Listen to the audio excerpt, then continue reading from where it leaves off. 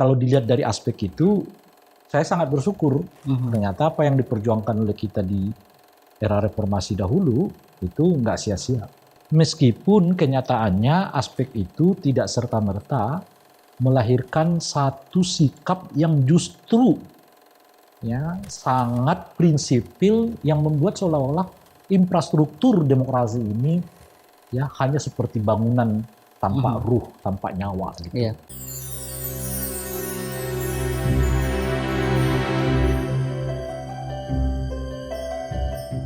Saya bersama Ray Rangkuti, sahabat saya, sejak kami sama-sama menjadi aktivis tahun 98. Dan kita ada di dalam obrolan menolak lupa. Dan di dalam menolak lupa ini kita coba untuk melihat kembali ke belakang. Kalau spion di mobil itu berfungsi supaya kita bisa melaju dengan benar ke depan, kita perlu sesekali melihat ke belakang untuk kita bisa mengambil satu pelajaran. Tentu saja situasi hari ini yang kita nikmati, kebebasan berpendapat, kemudian kebebasan untuk menyatakan pendapat, pikiran, gagasan, itu bukan sesuatu yang jatuh dari langit, tetapi itu hasil perjuangan yang berdarah-darah, berkeringat, dan berair mata. Nah, tentu saja situasi sekarang yang kita nikmati itu adalah hasil dari perjuangan banyak orang, ya, bukan satu kelompok tertentu, tetapi perjuangan bersama-sama. Nah, dulu saya dan Bung Ray sama-sama aktivis mahasiswa pada saat itu, dan kami sama-sama membentuk satu gerakan di dalam satu komunitas yang bernama Komite Independen Pemantau Pemilu.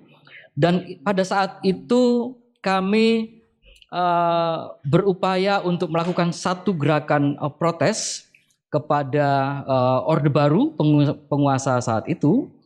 Dan tujuan kami adalah mendelegitimasi pemilu yang kami anggap non-demokratik, pemilu yang tidak demokratik dan sangat tidak demokratik. Nah, karena itu maka gerakan itu kemudian kami lakukan bersama-sama dengan semua elemen gerakan mahasiswa, baik yang intra kampus maupun yang ekstra kampus. Nah, Bung Ray, apa aktivitas belakangan ini, hari-hari ini? Bersawah, bertani, oke. Ya, warawiri lah. Kesana kemari. Ya, banyak kawan-kawan kita aktivis 98 yang kini juga sudah, ya katakanlah, berpisah jalan dengan kita, ya. Kita tidak menyematkan loyalitas kita kepada person, kepada individu, tetapi kepada nilai-nilai yang kita perjuangkan sejak dulu hingga hari ini. Nah, apa menurut Bung Ray kira-kira dalam konteks hari ini, dalam kesejarahan yang pernah kita lalui, kemudian dalam konteks hari ini, kira-kira mimpi-mimpi yang kita perjuangkan dulu dalam konteks hari ini, kira-kira seberapa persen sih mimpi-mimpi yang sudah bisa kita raih, ya? Sebetulnya kalau dari infrastrukturnya ya, dan juga tentu sistem, saya kira kita udah hampir pada level yang 90%. 90%, oke. Ya, hampir semuanya kan kita udah buat. Iya. Dari pemilu yang one man one vote, legislatifnya tetap proporsional terbuka, kepala daerah sekarang dipilih juga secara langsung, ada desentralisasi atau otonomi, kemudian lembaga-lembaga negara ditambah dalam kerangka melakukan pengawasan, ada KPK, ada KPK macam-macam dan sebagainya itu, dan undang-undang pemilu kita rubah dengan desain seperti yang sekarang, ya. Saya kira apa yang dibutuhkan oleh negara demokratik di era modern itu udah hampir seluruhnya kita buat di sini. Ya, bahkan kadang-kadang over, ya, seperti di penyelenggara pemilu, ada penyelenggaranya, ada pengawasnya lagi, nggak cukup ada DKPP lagi. Ada DKPP lagi. Ya. Kadang-kadang over begitulah, ya. Nah, dan oleh karena itu kalau dilihat dari aspek itu, saya sangat bersyukur ternyata apa yang diperjuangkan oleh kita di era reformasi dahulu itu nggak sia-sia. Dan kita bisa menikmatinya sekarang, orang bisa memilih secara langsung presiden. Saya kira itu kemewahan warga negara ya, bahwa ia bisa memilih langsung presidennya begitu ya. Masa jabatan presiden dibatasi, cuma ada 2 periode maksimal ya. Kemudian partai politik bebas berdirikan, meskipun untuk ikut pemilu banyak sekali persyaratannya gitu ya. Nah, saya kira seperti yang saya sebut tadi, ini semua sangat menggembirakan, sangat memuaskan saya, dan apa yang saya bayangkan ketika kita dulu sama-sama di lapangan menggerakkan reformasi itu, dari aspek itu saya sangat puas gitu ya. Meskipun kenyataannya aspek itu tidak serta-merta melahirkan satu sikap yang justru ya sangat prinsipil yang membuat seolah-olah infrastruktur demokrasi ini ya hanya seperti bangunan tanpa ruh, tanpa nyawa gitu. Nah, apa yang kurang itu? Ya nyawa dari demokrasi itu. Nah, nyawa demokrasi itu sebetulnya bisa dibahasakan dengan adab dan etik berdemokrasi. Itu yang menurut saya nggak tumbuh di era reformasi sekarang ini. Jadi rumahnya kita buat sedemikian mewah, ya, semua kemewahan yang dimiliki oleh rumah demokrasi itu kita punya, gitu. Tapi kita yang ngisi di dalamnya tetap aja dengan mindset yang ugal-ugalan gitu loh. Dengan kata lain bahwa demokrasi yang berjalan sekarang itu hanya sekedar prosedural. Ya, dalam bahasa yang lain, menurut saya bukan hanya sekedar pemilunya yang prosedural ya, tapi di hampir semua hal. Gitu ya, di hampir semua hal kita mengalami tindakan perbuatan yang sebetulnya tidak cocok dengan rumah mewah yang kita diami itu gitu. Jadi mestinya kan kalau ini rumah mewah yang kita diami, attitude-nya udah beda lagi, tinggal di dalam tuh gitu kira-kira tuh. Jadi nggak bisa attitude biasa yang kita lakukan, misalnya lah ya di tempat A itu begitu pindah ke sini attitude-nya beda gitu.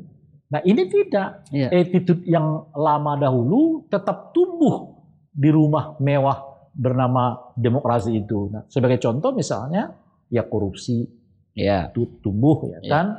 Kedua, penghormatan terhadap hak asasi manusia rendah, ya kan. Penghormatan terhadap pluralisme rendah. Penghormatan terhadap konstitusi rendah, ya. Kemudian kesenangan membuat aturan tetapi untuk dicari sela-selanya yang menguntungkan itu juga terjadi gitu kan. Jadi perilaku-perilaku yang saya sebut itu sebetulnya bukan perilaku dari rumah mewah demokrasi itu gitu loh. Mestinya dalam rumah demokrasi mewah itu aturan tidak terlalu dibutuhkan, aturan tertulis. Yang dibutuhkan itu adalah etik. Paham bahwa satu tindakan kita sebagai individu itu apakah akan menguntungkan kepada banyak orang atau tidak. Itu yang disebut dengan etik. Dan saya kira justru ini yang kurang dan justru ini yang salah satunya yang mengakibatkan rumah mewah yang saya sebut tadi itu, rumah mewah demokrasi itu seperti kehilangan ruhnya, kehilangan marwahnya gitu. Demokrasi yang prosedural yang tidak dibangun di atas. Jadi orang sekarang politik masuk ke dalam situasi yang saya sebut sebagai penganut paham demokrasi minimalis. Nah, demokrasi minimalis itu artinya orang hanya memandang bahwa demokrasi itu seperangkat aturan, gitu, boleh dan tidak boleh, gitu ya. Jadi hanya sekedar itu. Jadi oleh karena itu dia berkutat di teks aturan itu kan, untuk mencari sela-sela, ya kalau orang lain mengatakan kelah-kelahnya, yang memungkinkan dia untuk bertindak sebaliknya, tetapi tidak kena pasal yang melarang dia gitu loh kira-kira. Nah, saya sering kali mencontohkan itu adalah misalnya orang yang sudah 2 kali jadi wali kota, lalu tiba-tiba pingin lagi tetap di jabatan itu, dia mencalonkan diri sebagai wakil wali kota. Gitu loh. Jadi supaya tetap ada di lingkaran kekuasaan. Tetap ada di lingkaran kekuasaan itu. Nah, jadi itu cara pandang. Itu etik itu tadi. Kan nggak mungkin kita tuliskan mantan wali kota 2 periode tidak boleh lagi dicalonkan sebagai calon wali kota ataupun wali kota. Kan nggak perlu aturan yang kayak begitu kita buat detail itu. Itu sudah fatsun demokrasinya. Kalau saya sudah 2 kali berkuasa, maka saya tidak layak lagi untuk menjadi wakil wali kota atau wakil bupati di tempat itu. Itu sama seperti yang kita alami sekarang. Sudah presiden 2 periode, lalu tiba-tiba masih menjadi ketua penasehat begitu atau ketua badan. Yang penting dia masih pegang benangnya lah. Partai. Gitu. Itu yang saya sebut tadi, itu bukan soal aturan ya. Tapi itu soal attitude, soal patsun berdemokrasi. Gimana sih Anda memandang demokrasi itu? Nah, di kita levelnya masih soal aturan ini. Betul. Aturan boleh, tidak boleh. Menyiasati aturan supaya tetap bisa. Karena memang terpaku pada aturan boleh nggak boleh, yang lalu kita lakukan adalah mensiasatinya. Iya, hanya sekedar itu. Oke, kita akan lanjutkan di perbincangan berikutnya. Baru 2 hari saya masuk kampus, sudah diajak demonstrasi tuh oleh senior saya gitu. Saat itu ada perang Irak dengan Amerika yang pertama. Baru 2 hari sudah. Baru 2 hari. Dan saya nggak perlu banyak penjelasan karena memang Irak, Amerika saya udah kenal sejak dari SD gitu loh. Saya udah baca-baca.